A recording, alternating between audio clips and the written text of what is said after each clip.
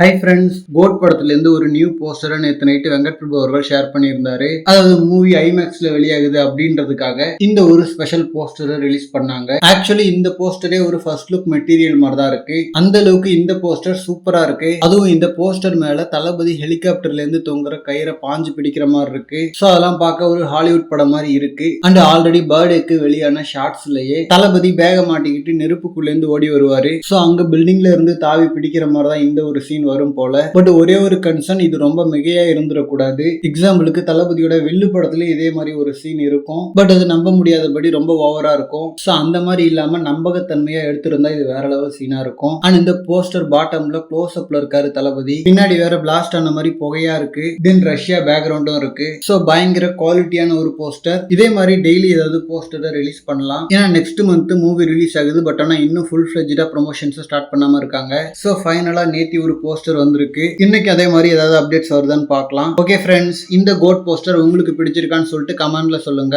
And இந்த மாதிரி தளபதி பார்த்தீங்கன்னா ஹாட்டான அப்டேட்ஸ்க்கு நம்ம விஜய் ஃபோர்ட் சேனலை சப்ஸ்கிரைப் பண்ணுங்க. தேங்க்யூ.